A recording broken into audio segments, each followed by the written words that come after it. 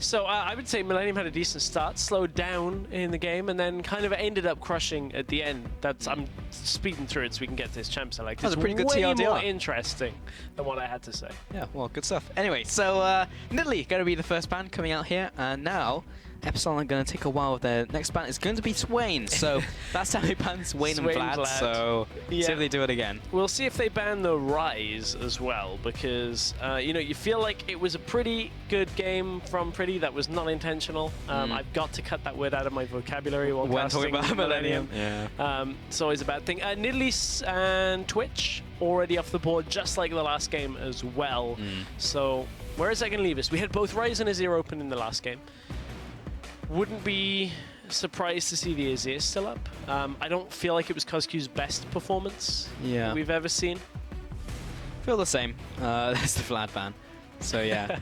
Feels like they're giving a lot towards Kozq though, in terms of resource, at least in bans, because it's like, hey, you don't want to play against these two champions, we'll take them away from you, or for you.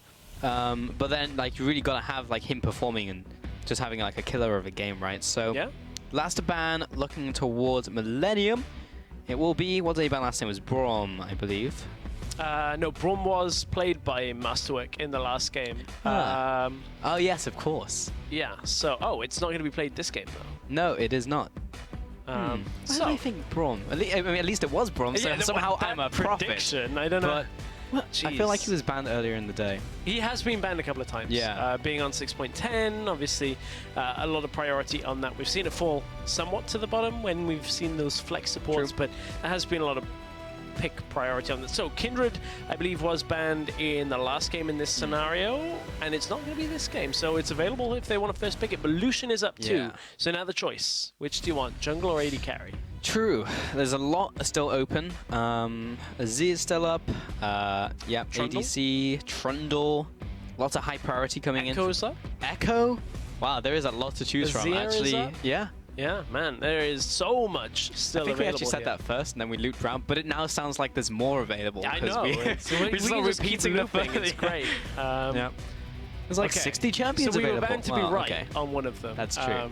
If you guess everything, then yeah, Kindred will be the priority out from Millenium. But there's still a lot available for Epsilon, because that's how that works. With like 7 champions all being priority. Maokai's locked in. Ooh, I don't like this if you lock both of them.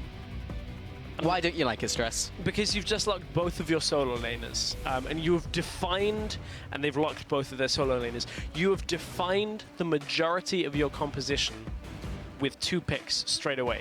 Now, Maokai is a strong pick, yes. He is not able to be flexed, and Azir has to stay in the middle lane. So you've defined the fact that you can only play on 2 lanes, mid lane and 1 other lane potentially, and look to, well, to look to group on that mid. So now they kind of have funneled themselves in a situation where that 4-man pack has to be strong with that Azir in order to buy time for the Maokai to TP in. There's no room to play on that 3rd and final lane with any kind of split push comp. So it does allow Millenium to now go, hey, do we want to play with strong side lanes? Do we want to play a team fight based comp? Do we want to play wave clear? How do we want to deal with what Epsilon have thrown at us? Summoner's Rift is their oyster currently, so looking towards the next 2 pickups. They have locked in Caitlyn and Morgana for their bot lane. Well, it could be the flex mid as well. True, it would kind of be like a control-y mage. We have seen Pretty go for the Morgana as well, wave clear through the mid lane, so it's possible. So it's very weird seeing blue side flex that is actually outside of like because Jizuke of course played that pick a lot over the last couple of weeks, so very possible. Yeah, we shall see. So Flex coming out there, and now for Epsilon, next 2 pickups. That is a Lux Karma and the Elise. Okay, so well, with Azir being locked in, I have to assume Karma is support. Support, yeah, it would be, with the solo laners in. So that means you've now got the freedom to go for something like a Lucian if you want to get into the fight pretty quick. You've already got that budget Sivir from the Karma. So maybe we'll see an engage AD carry like the Ashe we saw out of Millenium in the last game. We already know it's the Caitlyn. We've seen the other side of that matchup. So it's a potential one. For Millenium, it's either mid and support or top and mid tier. Sorry, top and support or top and mid. Yeah. Does make sense. There's a top laner has to be picked here. Indeed. Regardless of anything that happens, definitely a top laner. Yeah. Unless we have Morgana top. Echo has gone like all the way through. I think it was Lysandra recently, wasn't it? Because we No, were but like, I just mean in history. I feel like it's happened. in recent history. Could very well be the case. I mean, I didn't know that Talia had been played, and then I found out it was played in OPL in top lane. Was that this morning? Or I believe yesterday? so. Very recently, it was Minky Whale. Yeah. So, yeah. Yeah, of all the teams, of course, it was going to be Chiefs. But so from one world champion to another, Talia to Anivia, pretty much the quintessential pick for Pretty. Not Froggen, but still an Anivia almost main.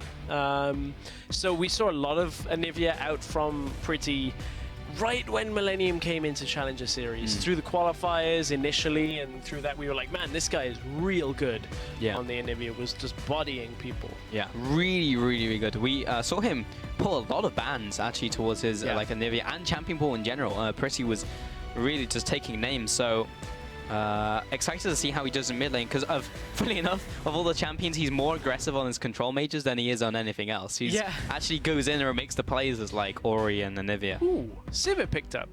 So if one Sivir ult style ability isn't enough, pick the Sivir as well. Not the best matchup into Caitlyn. Apart from, you know, being able to completely waste your spell shield on traps and, you know, take them in lane. Well, there's mana anytime you want it, I guess, right? Sure, but then you've not got a spell shield. Exactly. So it's like a Dark Binding. So in this scenario, I mean, you get outranged pretty heavily. Yes, you have wave clear, but the laning phase could be a tough one for Epsilon. The Karma may very well shift that, though, because I mean, Millenium realistically don't have any all-in without binding into trap, and then Karma kind of counters that with, you know, a shield, the ability to lock down as well. So maybe there's a little bit of a difference in that bot lane than we normally would expect, but Caitlyn typically has been a very good pick into Sivir historically. The whole side, though, of Epsilon, we talked about how they funneled themselves into being a 4-person stack. Well, that's what they've done with, you know, the Elise. They've got the Sivir, they've got the Azir now. So everything's about going forward in those fights. All about getting in there, and they will get in there very quickly. Millenium, though, do have a lot of disengage abilities and ability to stay alive on, like, when they're retreating. So, like, the Kindred, of course, popping the ultimate, but more specifically, like, the wall coming up, Masterwork as well with, like, a retreat binding, Soul Shackles, Kaze, parallel convergence. Like, there's a lot to keep people away. A lot of wave clear as well when you look at it. Caitlyn plus the Anivia as well. Although this is the first time I believe that here on Challenger Series, because we haven't seen Millenium in a long while, that it'll be Pretty playing Anivia after the rework. The small adjustments that came to her ultimate, that, you know, it now grows outwards. We are on 6.10, so the 6.11 changes to Anivia have not been applied here. Very interesting. Well, there's the full compositions before we get into our final game of the day. Remember to use the hashtags once again, hashtag MILWin and hashtag EPSWin, and we'll be tallying up your votes as we get into game. Once again, Sartorius running the Strength of Ages into the top lane. So, well, we saw him get pushed around pretty hard in the last game. Not necessarily because of that, but it certainly didn't help. Then in the early game, he didn't have that extra bit of regen that comes from Grasp of the Undying. Maokai's like, why have one bit of regen when I can have two? All of it, all of the regeneration. Yeah. Well, excited to see this Anivia now, because this is... It's not picked very often, and as you mentioned, on 6.10, there were some small changes to Anivia, one of the more minor mage updates in 6.9. The one thing that you've got to keep in mind, I believe this is with the fast Q. If you've seen it be fired out, Flash Frost actually is somewhat its namesake now. Yeah, you expect it to just travel slow.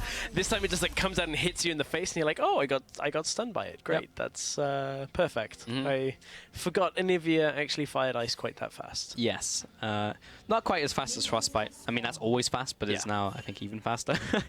Just hits you. Yeah, you lose half your health because of the base damage on it. It's ridiculous. Yeah, it really is.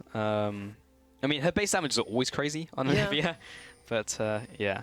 Actually, one of my least favorite champions to lane against, because you're always like, it's fine, she's only got Catalyst and Tear, don't worry. Yeah. Half your health goes just from base damage, just hitting you with an E after proccing Frozen very quickly. So always frustrating. You can see Millenium were hiding their bottom lane. Now they will show them off into the lane. Didn't want to get spotted out on the tri-bush. Tabs, however, is in vision, so that ward spotted him out. They already knew Masterwork was down there, so the info had been given away.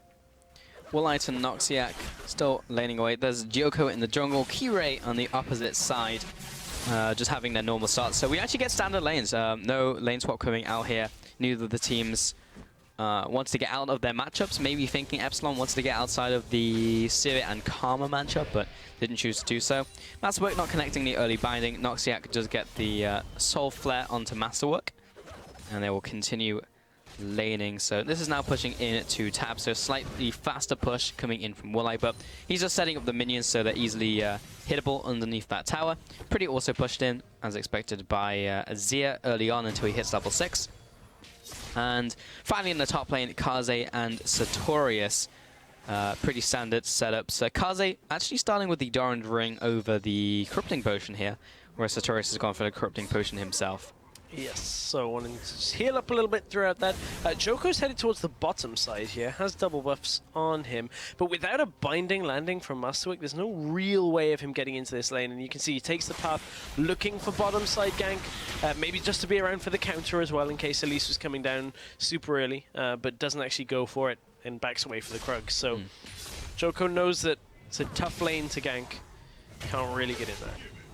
I pretty had that scenario where it's just like, do I spend this mana to try and get this minion? And then he hesitated for too long where he did spend the mana but didn't get the minion, so he also had the scenario right there where you auto the wrong minion. No. He cancelled the auto. He did that already in lane as well. He also had the scenario where he read the wrong minion was getting tower aggro.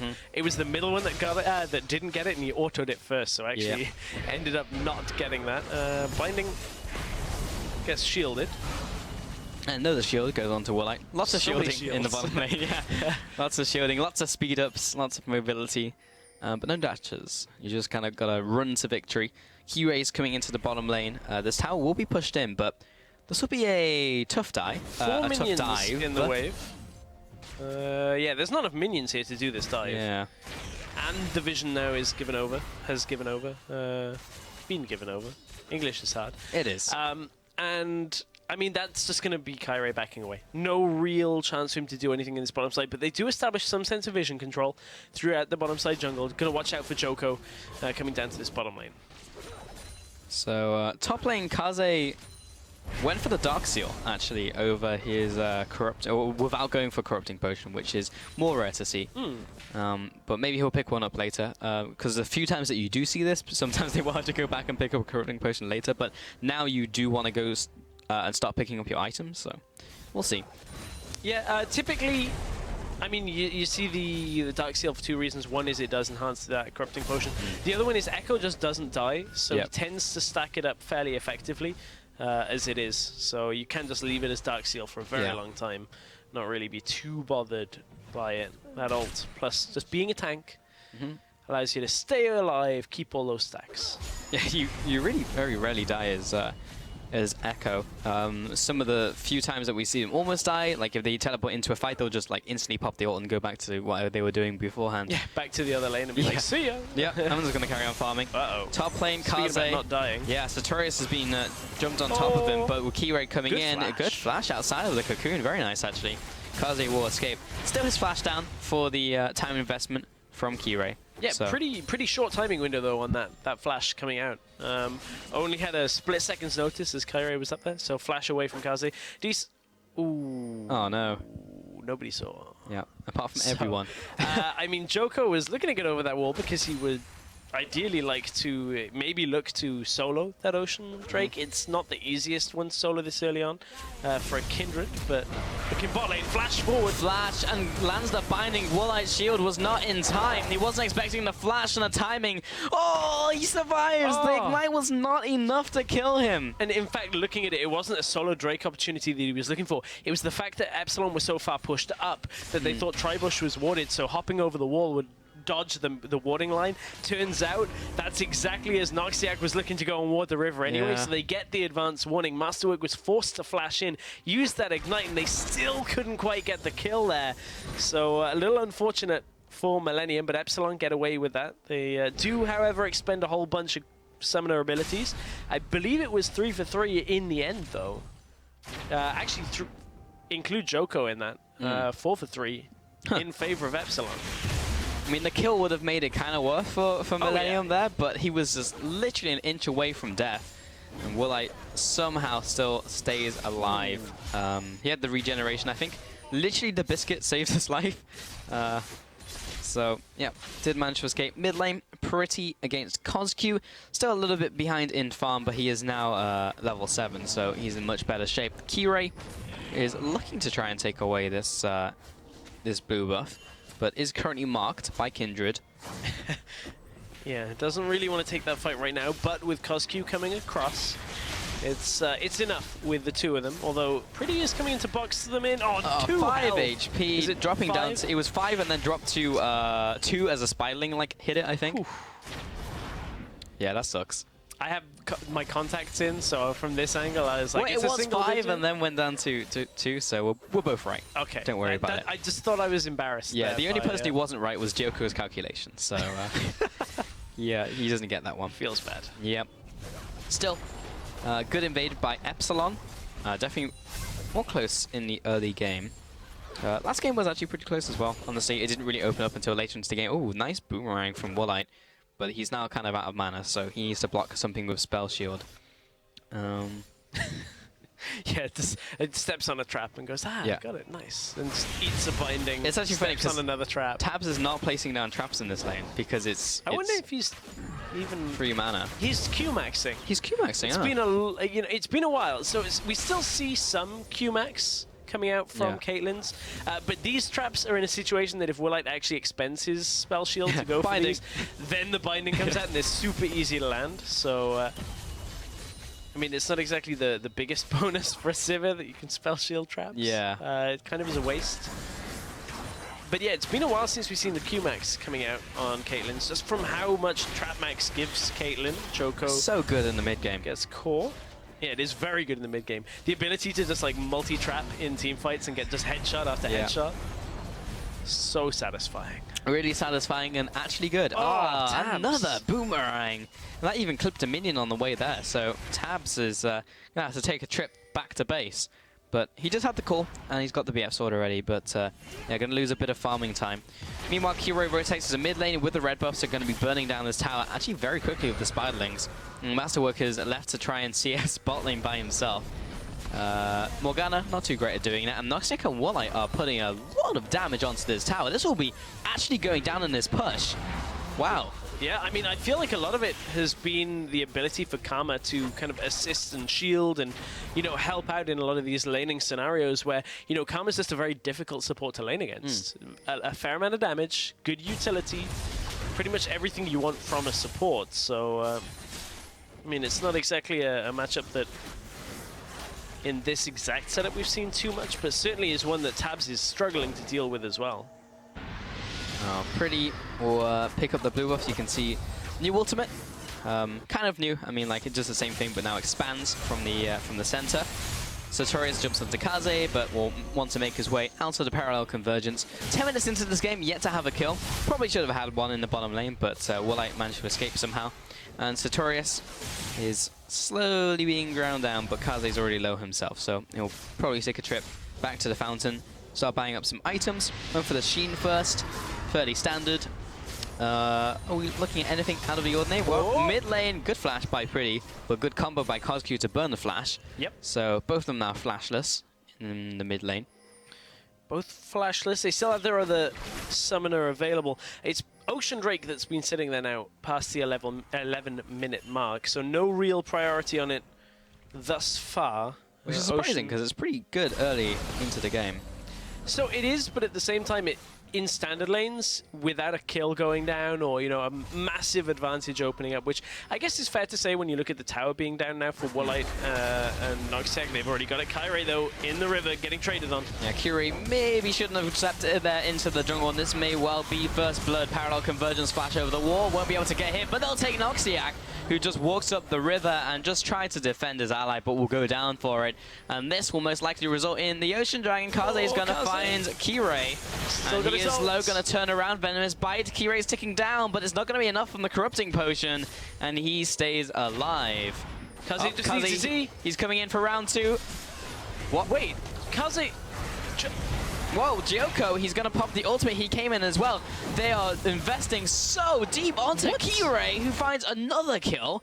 I don't know what just happened, but the action may continue. What were Millenium doing in that scenario? Like, Kaze just needed the phase dive up. He had his ultimate available, and it would have cleared him out to Tribush, but yeah, very weird scenario. I was wondering if he was waiting for his clone to catch up to him so he could, like, do some fancy stuff with his chrono break, but then he just stood there and took a tower shot and died. I mean, he stood like as if he was disconnected. Yeah. We didn't get a message that he was anything definitely not happened. disconnected. Exactly. There was no reconnect, disconnect message in the game, but it just weird from Kaze at this scenario. So good flash out by Kirei to keep himself safe. Noxec dies here. This should be Millenium now turning for the Drake and potentially the bottom turret, but they can't get bottom turret because look at the wave placement here. Yeah. So they need to decide what they want to do as a team.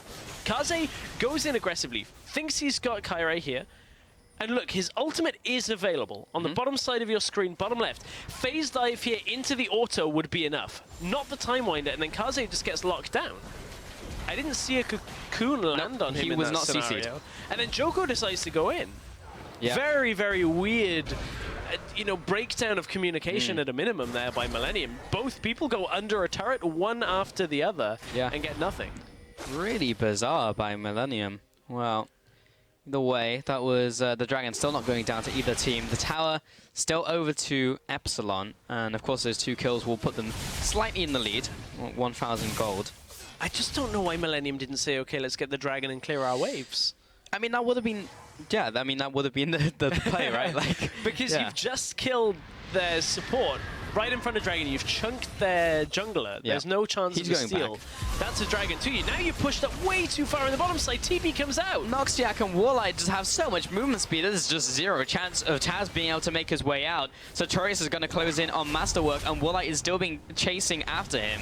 There's the Boomerang Blade for another kill. Sartorius will be the one to claim it. Millenium in the last 2 minutes have disobeyed pretty much the basics of League of Legends as team play right here. First of all, you don't take the easy objectives that you can get after a fight. Secondly, with a tower down, your 2 versus 2 lane pushes up past the down tower, past the rubble, without clearing any wards behind them, without having any sense of control against a TP Maokai when your own top laner doesn't have teleport available. Yeah. That's so basic. Mid lane, pretty. Alright, that was pretty sick. There's those damages we were talking about. Yeah. The rest of the team, you can do whatever you want, says Pretty, but I will still mechanically outplay my opposing mid laner in the 1v1. Pressing E on them, I'm not sure that's like mechanically I mean, the rest of the play was dope, but yeah, I mean, he didn't just walk up to him, press E, and that was the whole trade. Because in that case, yes, I would agree, that's not mechanical outplay. I'm just begrudging Anivia players, that's all yeah, I can understand that. I still enjoy watching Anivia, though, coming in from All-Stars when we had, like, Kira and Froggen and all those guys. We had the 100 CS race. Yeah. So exciting. But no, there was a lot of cool things that happened in the Frog and Faker matchup. That was really exciting to watch. I mean, to the untrained eye, yes, they were farming to 100 CS, but it's all right. I'm just trying to meme on that. Okay? I know you're the director, but please let me. Well, I'll allow you this one. Kaze is going to be allowed to escape top lane, and Kirei is closing in. I think he's just trying to farm and take away Grump and put down Vision. And Epsilon will be free to take another tower. I'm honestly not really sure what's happening with Millenium right now. It's just been a sequence of bizarre plays. But the other side of that, now you've got to look at it, is Epsilon are actually capitalizing fairly effectively on it. They've identified that they're giving up the bottom side of the map, which is an outer tower and a dragon. Now for mid's tower going in their favor, and top tower, and potentially a tier 2, although they're going to run out of minions on that bottom side, so on the top side, sorry. So they won't be able to take the tower for now. Depends on it pushing up. Kaze goes in alone! And he's just going to be caught out. He still has his ultimate. He's going to use it, but will it save him? He just got the speed up coming in from his passive, so he makes his way out, but probably goes back in. Master working pretty closing in. Tabs is going to take the bottom lane tower, and yeah, Epsilon are out. That was close. That was very close for Kaze right there. One more piece of crowd control, if there was one to land from anybody on Epsilon, would have been enough. So, I mean, Epsilon still come up ahead from that. They managed to get mid, get top. Gave away Ocean Dragon, which isn't the end of the world for them. So Epsilon are making the right plays on the map. They're consistently getting further ahead. Take into account that off that bottom lane play with the teleport from Maokai, they got the inner tower on the bottom side too. So certainly in a good position for them right now. Still Epsilon ahead in terms of a goal at least. 4 towers to 2 currently. No dragon on the board just yet before the next one. Pretty, he's on his Rod of Ages and picked up that tier, so he's already sacking on up. We can see that the next one will be an Ocean Dragon, so another one. Let's see which team wants to prioritize that. And actually, Kaze did go back for the Corrupting Potion, so he's going to combine those 2 items. Rarer, you see that later on. Pretty, yeah. With the expansion. I mean, yeah. I mean, that's what would have worked before the changes, but he's still used to making those type of plays, I think. Oh, got the spell shield out. Thought the binding was going to hit him. We didn't really talk too much about this, but Morgana is one of, I think, is Masterworks' favorite champion, if I'm not mistaken, and is one of his best, certainly. I'm pretty sure he used to have like Bladethorn Morgana as like his Twitter header. Yeah. I mean, he was landing some really sick bindings last split. This game's still been decent. I think it's been a fairly tough lane for him. Oh, Noxiac. Kirei and Noxiac step a little too deep, but will make their way out. Great wall in from Pretty, will force a flash. Warlight's being chased down. Big crit onto him from the Caitlyn. Noxiac comes in to try and assist, but once again gets punished. Good Chrono Break, snaps back to his team. And Epsilon will back away. Many pink wards in that bush. But already it's been a good fight for Millenium. They've pushed Epsilon back on low health. They can now look for this top tower. And Tabs sets the goalposts. Yeah. Their football game by the looks of it. But doesn't feel like he needs a I don't know what's going to go through it, though. Like, there's nothing really to shoot through it in this game. Maybe a Boomerang Blade. Lines up Ace in the hole. Yeah. Oh, yeah, he could do that, too. Yeah. It's just lining up, like, the coordinates for himself. It works like an acceleration gate. Oh, yeah. That would be a weird mechanic on Caitlyn. If you put 2 traps down and then fire Ace in the hole through it, it increases the damage. It sucks up the cupcakes. And it then also wouldn't make sense, because like Jace fires a ball of energy through an acceleration gate, which makes it go faster. In this case, you're firing a bullet through 2 cupcakes in bear traps. I'm not sure that really physics. No. It would be cool, though. Correctly. Dance of the Void picked up by Kaze. He really wanted that, but had to dance a little bit for it. And I think of all the games I've casted in like the last week and a half, this is, I think, the first successful Rift Herald take. Unless there was one in the last game and I just don't remember it. It was the second, I think. Okay.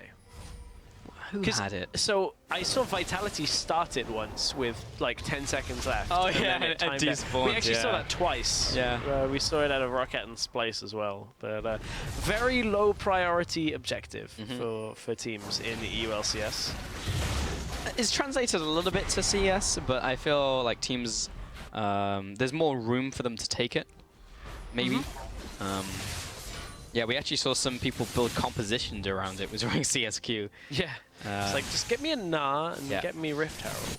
Yeah, and I will win the game. And yes, it did work, but it was definitely a win more condition where a lot of the time you don't need it. Oh, Cosq. Uh-oh. He's going to have to pop the ultimate right into a good cocoon from Kirei. Joko may have to pop the ultimate. Oh, playing with fire.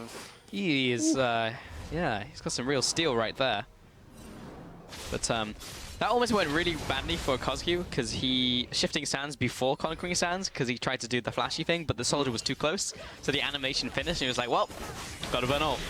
Sorry, I got distracted because you said real steel, which just reminded me of that awful Hugh Jackman movie. I thought it was good. You should ask Trevor about that movie, by the way. Yeah, definitely should. Is it a tilt film for him? I don't know. Or does he just go on long rant? It's just a film I think you should discuss with him. Okay. But for Millenium right now, that was a very tense play by Joko, holding on to that ultimate. We'll see how key that is. See if there's one that maybe like saves Tabs or Pretty in the next fight, if it wouldn't have already come back up. True. I don't think they're going to be able to capitalize on Cosq's ultimate being down, as there's only 1/3 remaining and 20 seconds to the next dragon, so it'll probably be up for Cosq before they get into that one.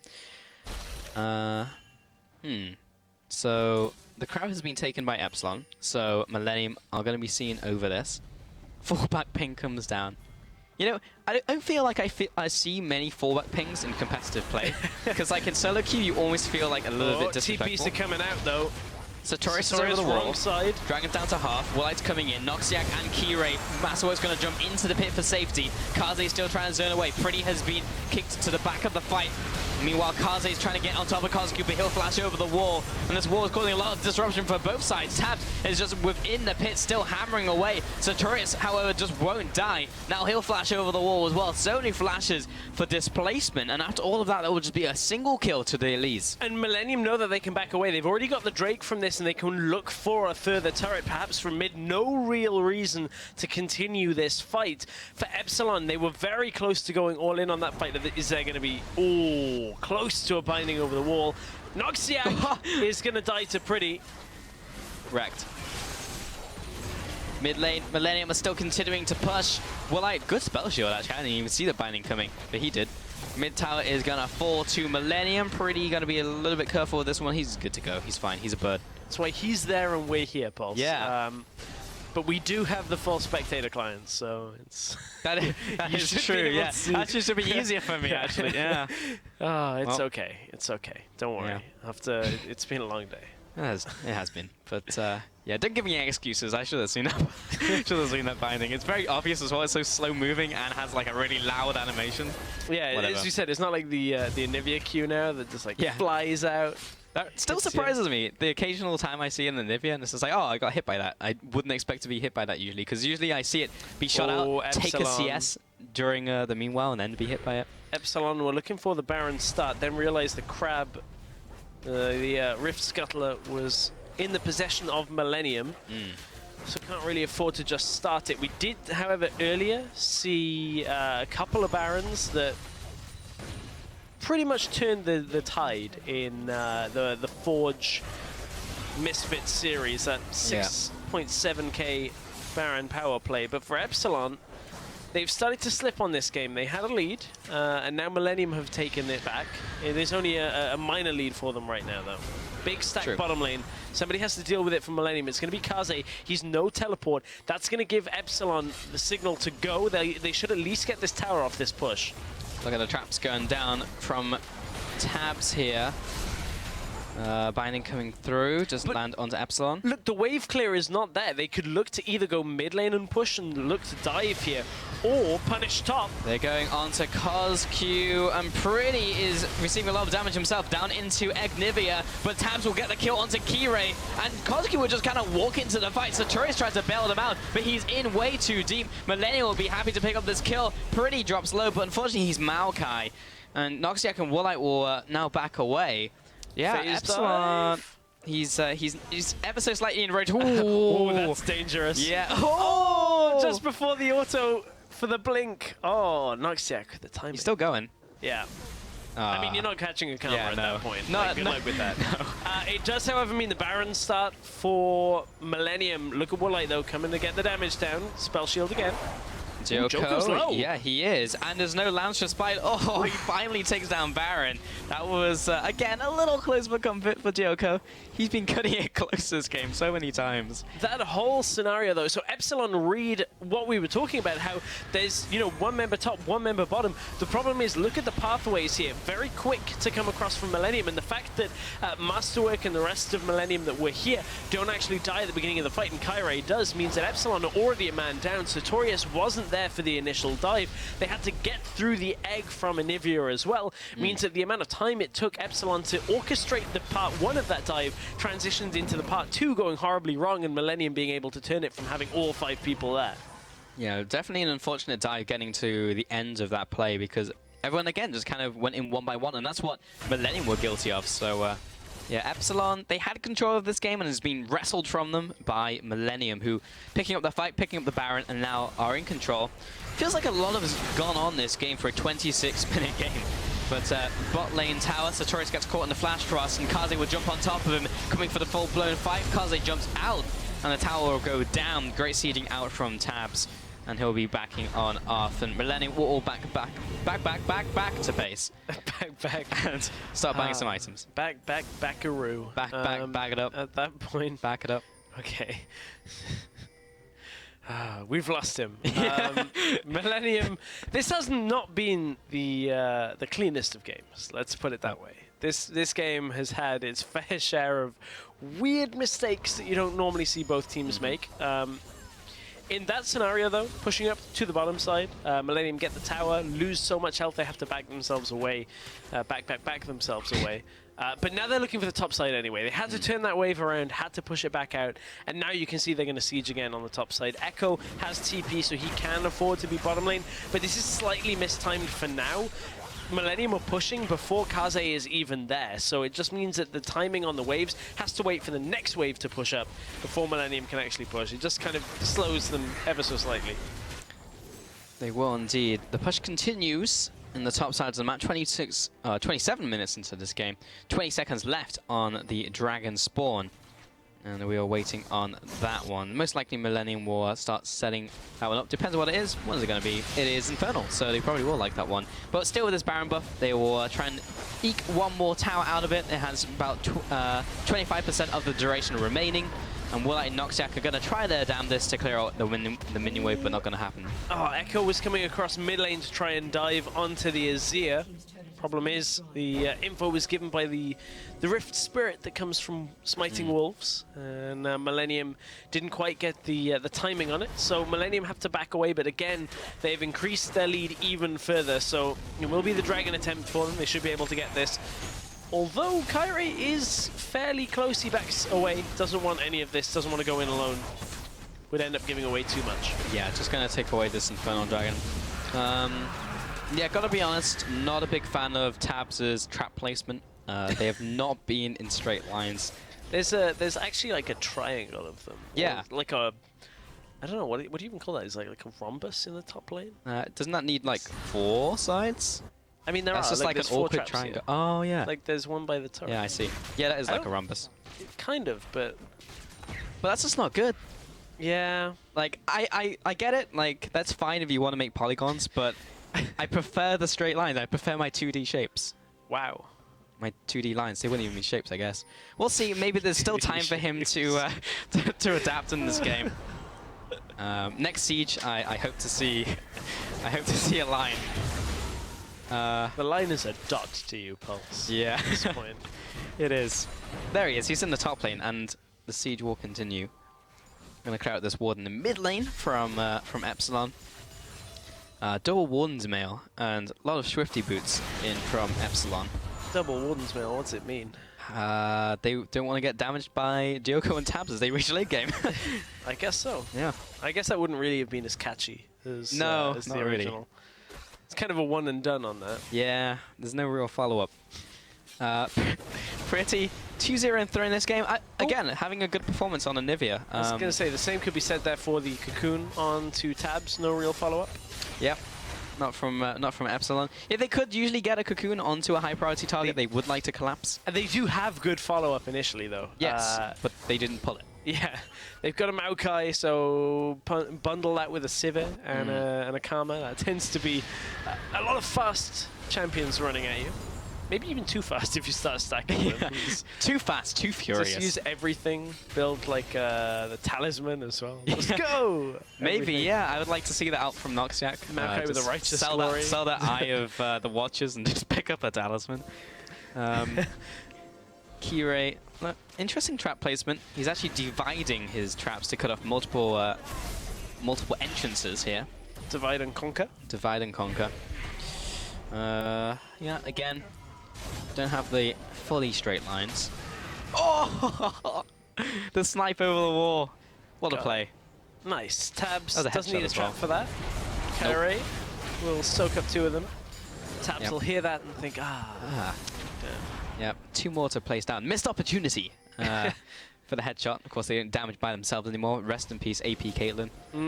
Millenium are playing this out cautiously, though, when you look at it. Slow down and honestly, it's the same as game one.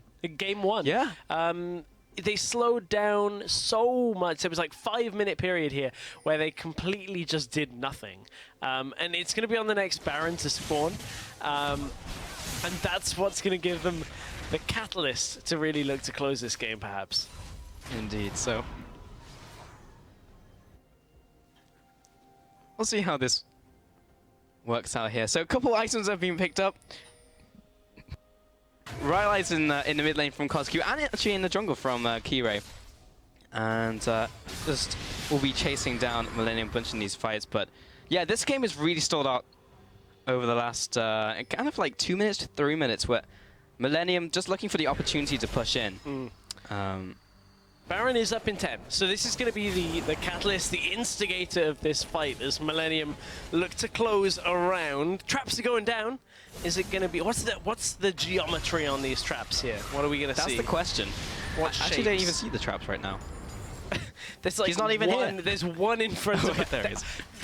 That is ambitious that you're not going to catch anyone with these traps. I don't know what that is. Look at this duo man Baron, by the way. The Baron's actually going to be taken out. So Troy's into this fight. There's the Lamb's Spike coming down. Shut down in for Warlight. Joker's also going to fall. Masterwork is forced into the pit. Sajori is going to follow him over the wall. And that's going to also be followed up by Kirei. Carlos coming into this fight. Triple kill for Warlight. He eventually goes down. Pretty looking to come into this fight, but he's a little too slow. The bird is actually not that swift, not flying very quickly. 3-1. Epsilon come out ahead in that fight, but the Baron over to Millenium. Yeah, they maintain it on Kaze and on Pretty at this point, so they have 2 members with it available, 3 for 1 overall. And a lot of the reason why this fight went in the way of Epsilon is look at how low they were on Millenium as they start. This Tabs goes out of the Lamb's Respite, trying to kite back with that Hex Drinker shield just to get himself stronger and stronger, but it wasn't enough from that, or it was the Black Shield, if you'll pardon me on that one. But triple kill came out onto the Sivir. From there, Pretty just wasn't in this fight fast enough, was trying to get more done and couldn't get there.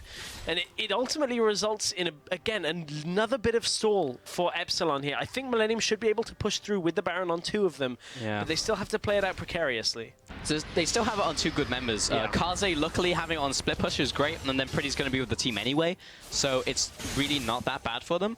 But as much as we were joking about trap placement, they really didn't do anything in that fight because they were placed badly. Because Epsilon literally just walked through the traps. They saw the 3 of them and they just all packed through the trap line. Had that been a solid 5 traps, you would have actually stopped a lot of the aggression coming in from the front line. So as funny as it was, you do need to keep some of those gaps closed. Cosq, Flash, Ultimate, Pretty's going to go down into egg form, and he is just, he's so done.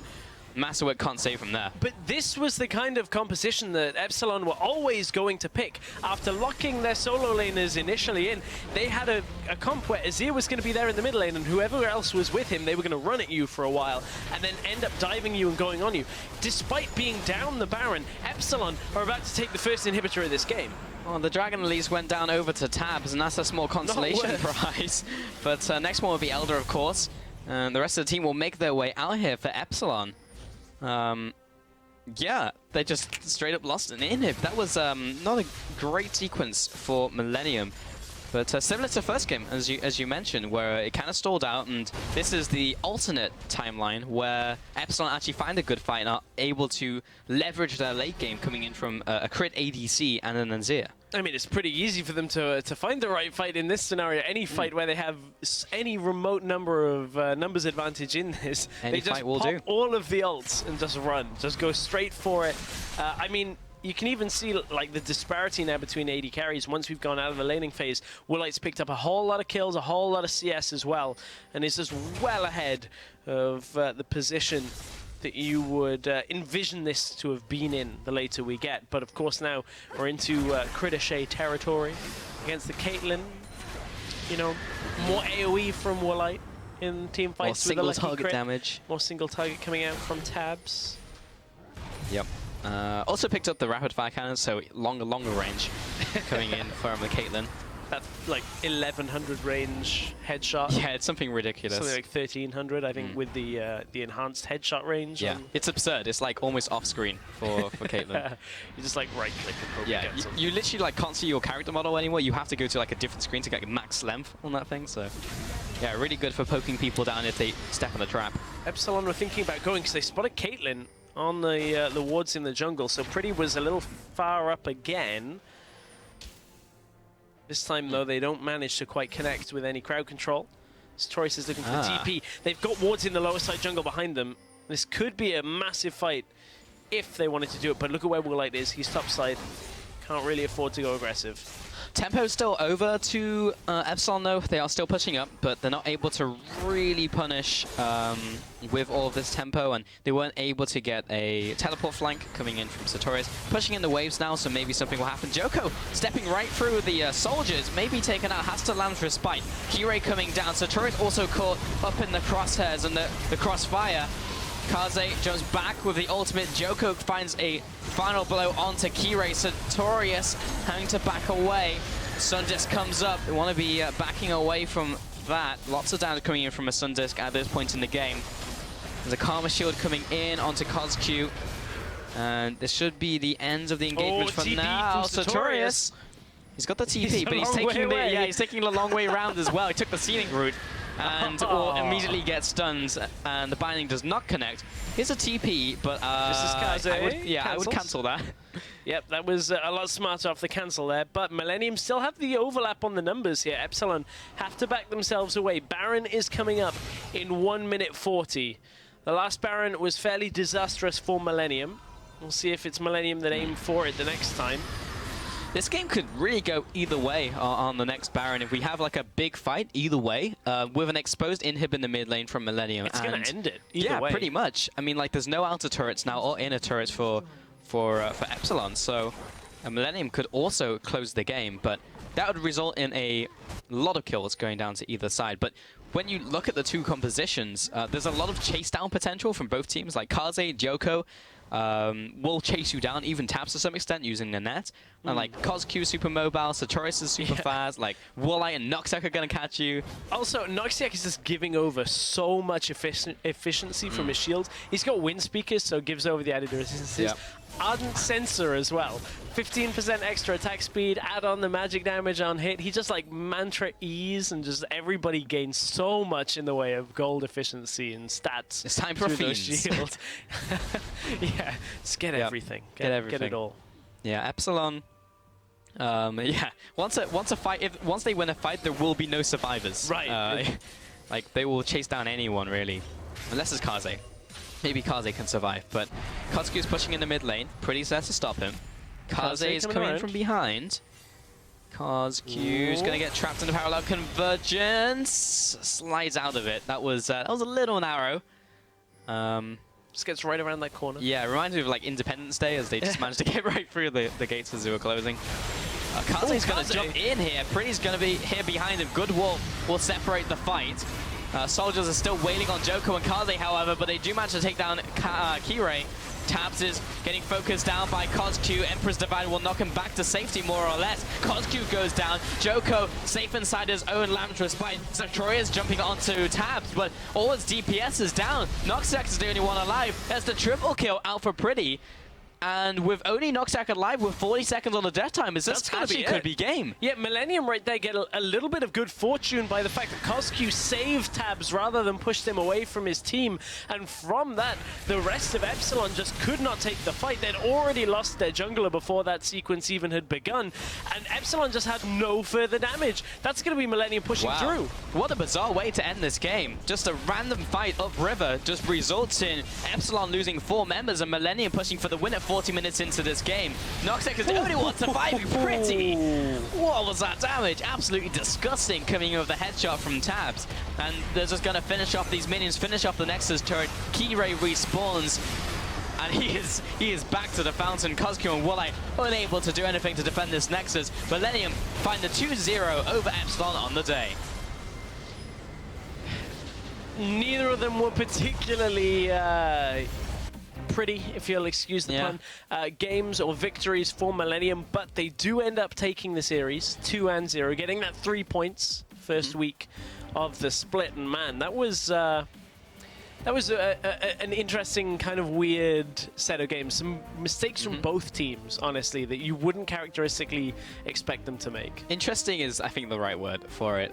Both games kind of hit the same point, though, where it stalled out where Millenium didn't want to go for the push.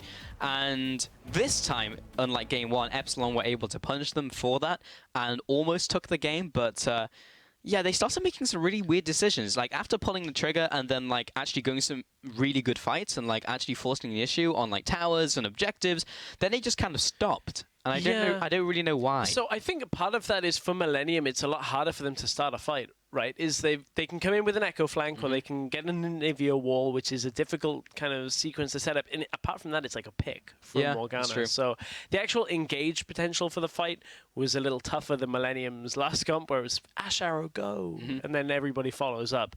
So I mean, Millennium were running some different stuff to what you'd expect in the meta right now. I'm kind of happy to see that they haven't lost that edge from them. Also haven't lost their confidence. Yeah. Perhaps haven't lost their overconfidence even with some of the plays early on in this game. But certainly, I mean, they're still trying to style on people. Yes. And still showing that they have that aspect of them. It's cool. And I'm glad actually pretty brought out the Anivia again, because I was wondering if maybe we're going to see Anivia start coming back a little bit, at least like the players who played a lot of it beforehand, and then see if they can do anything with that pick. But he was doing a lot of damage towards the end of the game. So yeah, fun to see pretty return to that champion. But I think, again, overall, good performance by the team. I think Tabs is actually fitting in well into this team. I think he's had some really good performances.